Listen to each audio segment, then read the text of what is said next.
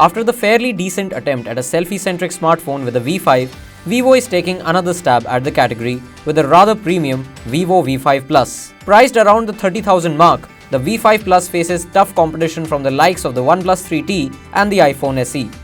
The Vivo V5 Plus has a clean front with a home-cum fingerprint scanner at the bottom of the display. The back is all metal, has rounded edges, and two antenna lines have the same positioning as the iPhone 7. The build quality, on the other hand, is not at par with any of the Apple products. Although for the price, Vivo has done a good job and the phone feels quite sturdy to use. The Vivo V5 Plus features a 5.5-inch display with a 1920 by 1080p resolution. There is nothing to complain about with the display, and it is almost perfect. The viewing angles are good and the color saturation is nice. On the UI front, it is hard to miss the iOS-like design and animations. In essence, Vivo's entire FunTouch OS 3.0 looks like a high-quality imitation of the iOS. The notification and quick toggle panels are separate. The quick toggle panel can be reached by a swipe from the bottom. What's more, even the icons look like a copy-paste job from iOS.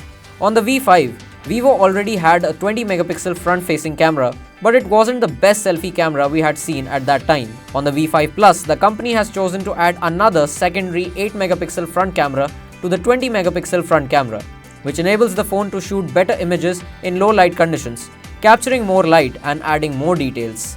The secondary 8-megapixel camera on the front helps the phone to take bokeh images of the subject. Vivo has also updated the rear camera with the Plus version of the V5, and now it features a 16-megapixel rear sensor. While this seems like an upgrade on paper, it is not so in real life. The test images we shot with the rear camera during the day came out really good.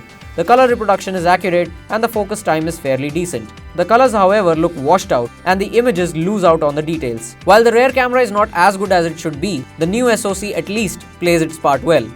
The V5 Plus is powered by a Qualcomm Snapdragon 625 SoC, which is paired with 4GB of RAM. The phone remains snappy as far as non-processor intensive apps are concerned, so one can enjoy all the usual apps one would use on a smartphone. We even tried playing games such as Asphalt 8 on the phone while streaming music in the background, and it works without any issues. Gaming on the phone is also fairly decent, and even with long gaming sessions, the frames remain consistently playable.